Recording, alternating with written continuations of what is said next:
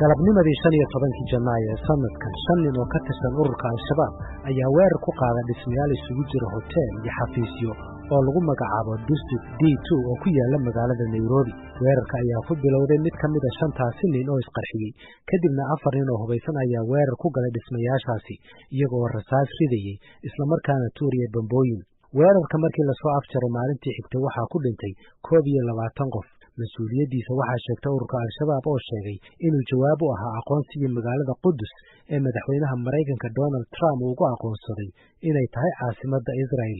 haddaba ku dhowaad 3 bilood kadib markii weerarkaasi dhacay, maxaa laga yaqaan dadkii weerarkaasi geystay? sideese loo qorsheeyey? sidoo kale sidee loo qiimeyn karaa awoodda sirdoonka Kenya ee ku aadan ka hortagista weerarada Al-Shabaab? haddaba barnaamijka galka baaristu waxa uu la hadlay khubaro kala duwan oo ay ku jiraan kuwo ka agdhow baaritaanka ay samaynayso dowladda Kenya. inkastoo dowladda Kenya ay ku soo afjartay weerarka District D2 si ka dhaqso badan weerarkii Westgate, haddana baaritaanka ilaa haatan la sameeyey sawir cad kama bixinayo shakhsiyaadkii weerarka geystay iyo sida ay ciidamada sirdoonka iyo kuwa amnigu ugu guuldaraysteen inay sii ogaadaan kana hortagaan weerarkaasi sidaas u baaxadda weyn. afhayeenka dowladda Kenya Eric Karaiti oo waraysi gaar ah siiyo VOA waxa uu ku adkaystay in dowladda Kenya ay aqoonsatay dadkii sida tooska ah ugu lugta lahaa weerarkaasi. The identification that was completed, when we might not give you the details, but let me tell you. aqoonsigooda waa la dhammaystiray. xilliga la sii daynayo faahfaahinta kuma siin karo, laakiin baarayaashu waxay og yihiin cidda soo indha-indhaysay goobta la weeraray, cidda weerarka geysatay. waxaan sugaynaa waxa weeye inaan sawir bayaansan ka helo dhammaan dadka qorshaha ku lugta lahaa. taasi baaritaankeedu weli wuu socdaa.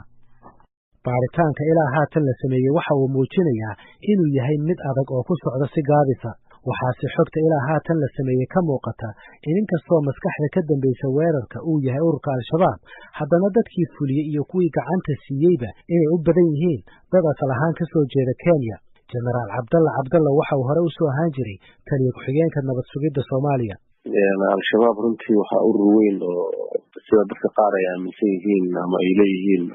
waa la wiiqay ama urur tabar yar. sidaas waxaa u malaysaa inuu ka awood weyn yahay oo uu kala qaybsan yahay oo muxuu ahaa ay leeyihiin takhasus ama qayb qaabilsan Kenya, howlgallada dibadda iyo howlgalka weyn oo hadda ay wadanka ka wadaan oo waxaan ku irahdaa Soomaaliya ka wadaan. ilaa haatan waxaa la magacaabay oo keliya 2 ka mid ah dadkii weerarkaasi sida tooska ah ugu lugta lahaa. labadaasina waxay u dhasheen dalka Kenya. sida galka baarista ay u sheegeen khubarada la socota baaritaankaasi, dadka weerarka qaaday ayaa isugu jiray 2 qaybood. qayb waxay ka koobnayd nin keliya, kaasina waxa uu ahaa ismiidaamiyaha geystay qaraxii ugu horreeyey. ninkaasi waxaa lagu magacaabi jiray Maahir Khalid Raziki, waxaana uu qarxiyey jaakaduu xirnaa. galka baaristu waxa uu markii ugu horreysay macluumaad ka helay dhaqdhaqaaqa Maahir Khalid Raziki maalmihii ka horreeyay weerarka, waxaana wararku sheegayaan inuu xuduudda magaalada Elwaq ka tallaabay 11 Janaayo 2019 oo ku beegnayd 4 maalmood ka hor weerarka. kadibna uu tegay magaalada Mooyaale oo ku taalla xuduudda Kenya iyo Ethiopia. kadibna waxa uu halkaasi baabuur uga raacay dhinaca magaalada Nairobi, waxaana uu halkaasi gaaray 13 Janaayo. haddaba ma cadda sababta uu Raziki u tegay magaalada Mooyaale inay ahayd inuu baabi'iyo shakiga ah inuu ka yimid Soomaaliya iyo inuu ka soo qaadayay alaabtii uu isku qarxin lahaa. kooxda labaad ee weerarkan geysatay waxay ka koobnaayeen 4 nin, waxayna ahaayeen dableyda weerarka ku galay dhismaha kadib qaraxii Raziki. labadan kooxood waxaa isku xirkooda madax ka ahaa Cali Salim Gijunge oo sidoo kale loo yaqaanay Cali Salim Faaruq. Gijunge waxa qoyskiisu ay ka soo jeedaan magaalada Isiolo, hase yeeshee xilligii weerarka uu dhacayay waxa uu deganaa Kiambu, halkaasi oo uu la deganaa xaaskiisa Violet Kamunto. waxaa xogta dhinaca sirdoonka ee helagalka baarista ay muujinaysaa in Violet Kamunto ay haatan ku sugan tahay gudaha Soomaaliya. afhayeenka dowladda Kenya Eric Karaiti waxa uu galka baarista u xaqiijiyey in Violet Kamunto ay baxsatay 2 maalmood ka hor weerarka. Our investigations revealed that she escaped 2 days before the assault and her pursuit whenever she is still. baaritaanku waxa uu muujinayaa inay baxsatay 2 maalmood ka hor weerarka, waana lagu daba jiraa. cali saalim gajunge oo madax ka ahaa kooxda weerarka geysatay waxaa la sheegay inuu muddo sannado ah uu ka tirsanaa ururka al-shabaab uuna la tababaranayay 2 sano ee lasoo dhaafay waxaa la sheegay in 3 ilaa 4 jeer uu isaga kala gudbay wadamada Soomaaliya iyo Kenya waxaana la sheegayaa inay Soomaaliya isku guursadeen Violet Kamunto inkastoo aysan cadayn halka ay isku barteen maalintii uu weerarku dhacayay cali saalim gajunge waxa uu kooxdiisa u soo horkacay dhismihii bartilmaameedka dhinaca kalena waxa uu khadka telefoonka kula hadlayay Maahir Khalid Raziki oo isqarxin doona xogaha uu helay barnaamijka galka baarista waxay muujinayaan in Raziki uu yimid goobta xilli ka horeysay waqtigii ballanta kadibna uu daqiiqadihii ka horeeyay weerarka telefoonno badan u diray Gajunge si uu u hubsado halka ay isaga iyo kooxdiisu soo marayaan Gajunge iyo kooxdiisu xilligaasi waxay saarnaayeen baabuur ku sii socday bartilmaameedka 4 dableyda ah ee weerarka geysatay iyaga ma cadda xilliga ay soo galeen Kenya waxaase wararka sirdoonku ay u barinayaan inay muddo dhowr bilood ah ku sugnaayeen Kenya Matt Bryden oo agaasimo ka ah macadka daraasaadka ee Sahan waxa uu ka mid yahay khubarada sida dhow la socotay baaritaanka weerarkan The police have also issued notices for other suspects. boolisku waxay baahiyeen ogeysiis ku saabsan dadka la tuhunsan yahay dhammaantoodna waxay u eg tahay inay yihiin dad u dhashay dalka Kenya marka laga reebo qof wata bagac Soomaali ah muhiimaddu waxa weeye in howlgalkan uu u muuqdo inuu ahaa mid ay qorsheyntiisa xiriirintiisa fududeyntiisa iyo kuwa weerarka fuliyayba intooda badan ka tirsanaayeen unug ka mid ah mintidiinta Kenya hadiiba aanay ahayn dhammaantoodba waxa uu leeyahay Matt Bryden Raziki waa qofkii ugu horeeyay u dhashay Kenya oo isku qarxiya carrada Kenya It tells us a number of things. As a detail, Raziki, the suicide bomber, waxay tani noo sheegaysaa waxa weeye haddii la sii faahfaahiyo in Raziki uu noqonayo qofkii ugu horeeyay ee Kenyaati ah ee isku qarxiya dhulka Kenya si guud marka loo eegana waxay tusinaysaa inay caddaatay mid ka mid ah aragtiyihii muddada fog ee al-shabaab ee ahayd inuu noqdo dhaqdhaqaaq isku ballaarinaya gobolka oo aan ku ekaanin urur Soomaali ah waxay ila tahay in la dhihi karo weerarkii Dusit D2 in jiilkii maleeshiyada reer bariga Afrika ee muddada ku soo jireen jiida dagaalka ay waayo aragnimo heleen iyo in tababar muddo 10 sano ah kadib ay haatan qaan gaareen waxaan u jeednaa haatan garab ka tirsan al-shabaab oo reer bariga Afrika ah oo howlgal fulin kara General Abdalla waxa uu galka baarista u sheegay in qaybaha al-shabaab ee asal ahaan ka soo jeeda Kenya ay muddo soo tababaranayeen xilli dheer ayay hadda al-shabaab jiraan oo urur weyn oo 10 sano u buuxsantay marka waa dareemi kartaa xilligaas dheer al-shabaab waxay wadeen waxay ahayd tababar iyo isdhisid iyo inay u diyaar garoobaan dagaal waqti dheer ah oo geeska Afrika iyo bariga Afrika ay ka wadaan marka waa la dhihi karaa jabhadaas oo Kenya qaabilsan oo Jaysh al-Ayman iyo Salah Nabhaan iyo katiibooyinkaas tirada badan oo waqtiga dheer diyaarinayeen inay gaareen xilligii ay isku tashan lahaayeen oo waxaan ku irahdaa isku u howlgeli lahaayeen fursado badan oo jira oo dadka Kenya inay al-shabaabka u sahlanaato inay isla dadkeedu u adeegsadaan oo waxaan ku irahdaa dadkii yaqaana dhulkii yaqaana aqoon iyo maxaan ku irahdaa loo soo diyaariyey inay howlgallo fuliyaan marka way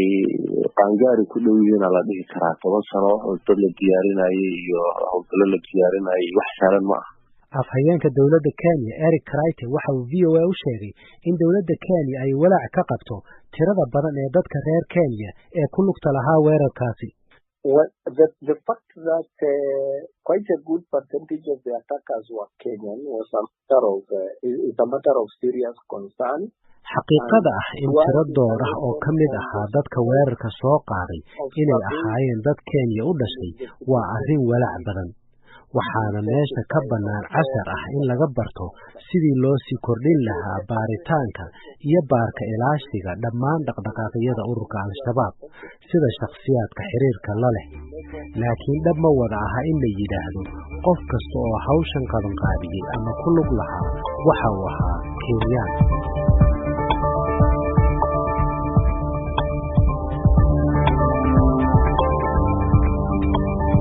khubarada aragtay telefoonada ay ku wada xiriirayeen kooxdan waxay galka baarista u sheegeen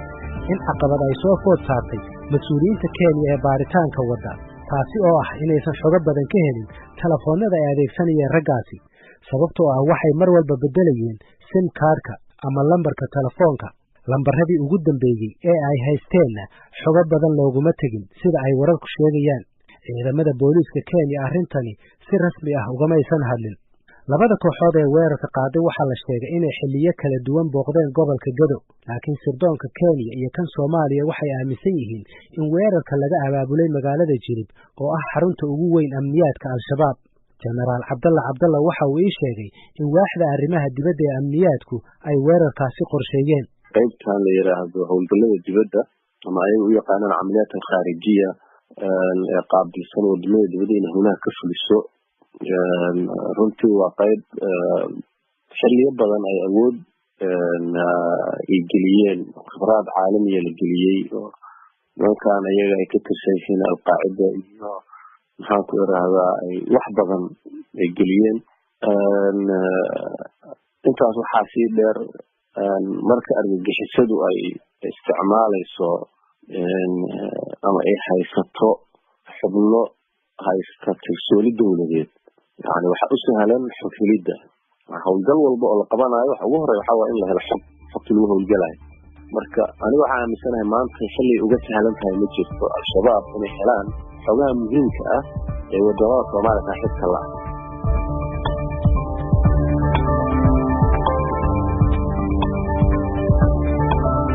warbaahinta Kenya waxay qortay in qoryaha ay adeegsadeen afarta dableyda ah ee weerarka ku gashay dhismaha Dusit D2 inay yihiin kuwo u diiwaan gashan dowladda Soomaaliya. hase yeeshee xogo hoose oo galka baarista uu ka helay ila ku dhow baarayaasha kiiskan waxay muujinayaan in qaar ka mida qoryahaasi aan la akhrin karin calaamadaha ku qoran, qaarkoodna aysan ku jirin diiwaanka u soo degay dowladda Soomaaliya. Eric Wright waxa uu galka baarista u sheegay in qoryahaasi si kotarabaan ah loo soo geliyo waddanka Kenya. waxaana uu sheegay oo kale in Kenya ay doonayso in qoryahaasi ay ku jiraan gacmaha sharciga ah, isla markaana loo adeegsado sifo sharci ah. sidoo kale waxa uu sheegay in qaraxyada ay adeegsadeen kooxda weerarka geysatay qarsoodi lagu soo geliyay Kenya.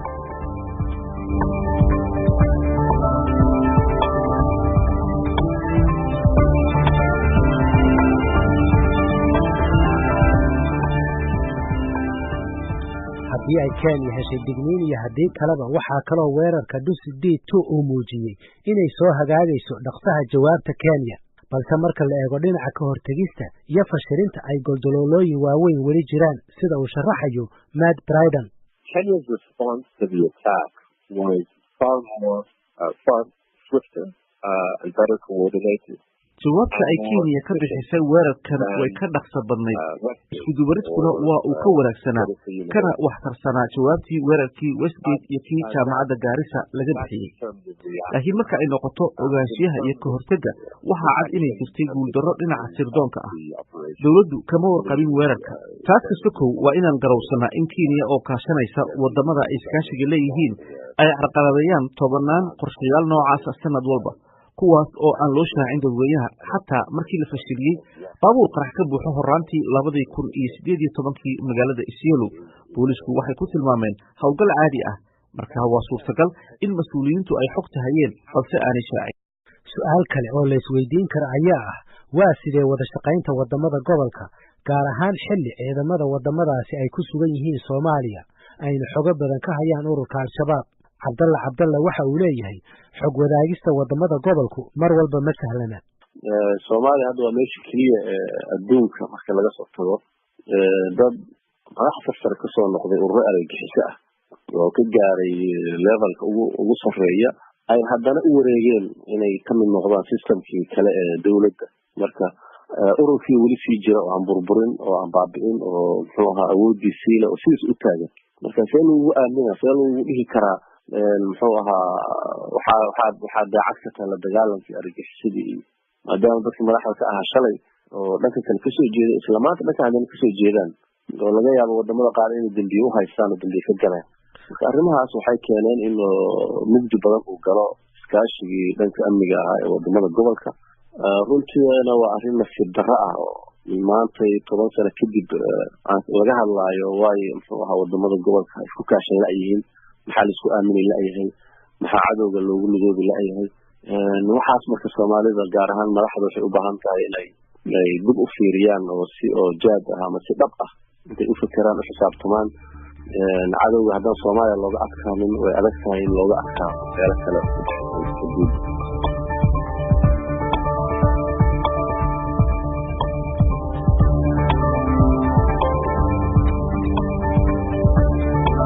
iyo 20 qof ee ku dhintay weerarka Dusit D2 waxaa ka mid ahaa 2 dhibane oo asal ahaan Soomaali ah oo lagu kala magacaabi jiray Faysal Axmed oo 31 jir ahaa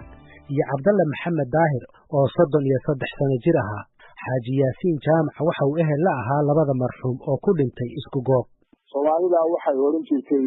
nin buka nin baahan daan looguma diibo maxaa jirta isagiiba baahan marka dadkii doorta iyada iska baahan oo economically ama dhaqaale ahaan ayaga iska wanaagsan waxay nagu tareen oo family ahaantii yani labada family oo horta kulli Soomaalida ah aad iyo aad bay aniga labaduba iigu dheeyeen qoys baanu nahay family hoosaan nahay islaamnimada iyo tolnimada inta ka sokaysa ayaan weliba dad hoose oo walaala ah oo ehel hoose ah aanu nahay saas oo ay tahay dad well wishers ama dad iyo sami ku $1 bixiya ku $100 bixiya ku $500 bixiya ku maxaan ku bixiya dad way lahaayeen oo dad maaragtay caadi ah oo ama ganacsato iyo dhalinyaro shaqaalaha iyo adigu wax hadda la bixiyay oo dadku ay ugu tabaruceen dadkii dhibaatadu ay gaadhay ay jirtaa laakiin dawladii haba yaraatay waxay qabatay oo noo qabatay oo yaraatay ma jirta anaguna kama baahnaan bilow aanan hungureynin oo midkiina waan waasanay caruurtayadii iyo maxaan ku idhaahdaa anaamilkayadii aqoontayadii anagu ba hawshoodii galay haddana waanu ku jirnaa inkastoo aan weli wada dhamayninba. waayahay marka in dad Kenyaati hadda ay hawshaas fulinayaan fikirkaba ha ka soo qaataan Soomaaliya laakiin inay hawlgalkoodu gaarsiisan yahay heerkaas inay qariyaan xogta weerar galaan fuliyaan cabsiintee leeg bay taasi ku abuuraysaa ama u keenaysaa dadka iyo dalka Kenya saameyn xoog leh ayay Haarun ku yeelanaysaa sababtoo ah fikir shisheeye ayaa loo qabay markii hore oo dibadda ka imanayo waxa la iska ilaalinayay ama la iska daadayay waxa uu ahaa Soomaalidu ahaa laakiin wax hadda ay oranayaan homegrown yani guriga ku koray ama ku kacdoomay guriga ayaa dhibaatadii ay noqotay oo dad aan la iska daadaynin oo marka loo filayay hawsha iyada fikirka ay qabaan anaga waxay noo yahay xoogaa wixii gaarka nagu ahaa ba hadda nala yeeshay waana kan ka hadlayay ee Allah waana la walaayay inaga oo bani'aadna la laayay anaga oo Kenyaana la walaayay marka maxaa nagu gaar anaga oo muslimiinada diinada la laayay maxaa idinku anaga marna noo arkaysaan in la dilay anaga oo la dilay aad noo arkaysaan dadkii la tuhmayay oo lagu maleynayay fikirka isaga inay qabaan marka alxamdulillah dhibaato xoog leh wadanka ku tahay marka dhinaca kale aad ka fiirsan xogaa kale sida meel loo wadaagaya anaga